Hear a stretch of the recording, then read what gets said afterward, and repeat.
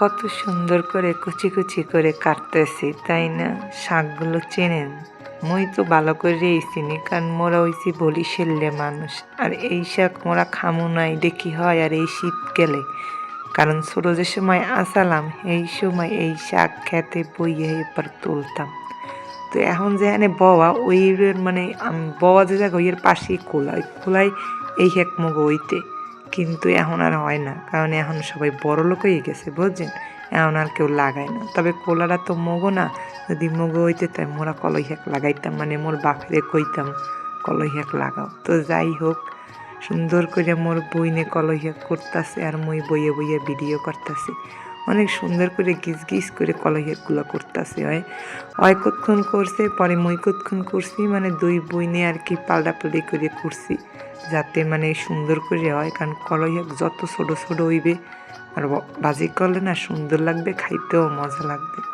মুই এদিকে এবার ফুল বাইসে দিয়েছিলাম, কারণ কলই শাকগুলো একটু ফুল ফুল ফুটছে, এর লেগে আর কি বাইসে দিয়ে আর ও করতে আছে। মুইকে কি মুই একটু ভিডিও করি, তাই তুই কোট, এর লেগে ও করছে আর মুই ফুল টুল বাইসে বাইসে দিছি। তো অর্ধেক ও করছে, পরের অর্ধেক মুই করছিলাম। হ্যাঁ, তো আর ভিডিও টিডিও করিনি। তো এই দেখছেন মগো পাশের কোলা, এই কোলাই আগে অনেক কলই শাক খালাইতে। তো এই সময় ছোটোর সময় আগে তুলতাম, এখন তো দেয় না মানুষের ছাগল বাঁধে। তো যাই হোক, মোরা আবার ওই পাশ দেবো একটু লাউ গাছ লাগাইছি, কদু গাছ লাগাইছি, মানে লাউ কদু কই মোরা বরিশালে, যাই হোক। আর কুমার গাছও লাগাইছি। তো ওই শাক পাতা খাইতে বেশ ভালোই লাগে। তো এই থেকে মোর কলই শাক কুচে নেওয়ার পর মোর মা এটা খালি সুন্দর করে সেদ্ধ করে বাগার দিয়ে হেলাইছে। আর মোরা কলই শাকটারে সেদ্ধ করিয়া সুন্দর করিয়া কাঁচামরিচ দিয়ে সেদ্ধ করিয়া পরে আবার পেঁয়াজ কুচি আর শুকনো মরিচ দিয়ে বাগার দিই।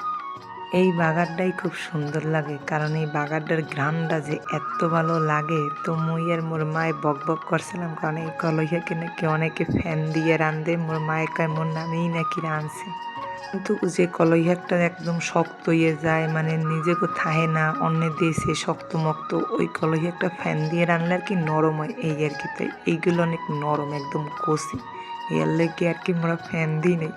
এমনি আমায় গল্প করতেছিল যে হ্যার মায় নাকি কলই শাক ফ্যান দিয়ে রাঁধে। তো যাই হোক, এই তো মগো কলই শাক পুরাই সুন্দর করে রেডি হয়ে গেছে, একদম সবুজ সবুজ। এই কলই শাক দিয়ে মই প্লেট ভরিয়ে ভাত খাইতে পারি, মানে মোর আর কিছু লাগে না, এগুলো অনায়াসে খাওয়া যায়। তো সব কলই শাক ভাজা ভাজা হওয়ার পর সুন্দর করে বাড়িতে ঢালিয়ে লইছি। এখন তো এই দিয়ে এককালে ঘরের সবাই মিলে বইয়া পেট ভরে তারপর ভাত খামু, কি কন? আর আমনে কোথায় কেমন লাগে এই কলই শাক? মোরা এই কলই শাকগুলো আর এইটার ফলের বলি সোয়া, মানে সোয়া বাইজে খাই, কাঁচা খাই, এই আর কি। তো সবাই দোয়া করবেন। আল্লাহ হাফেজ।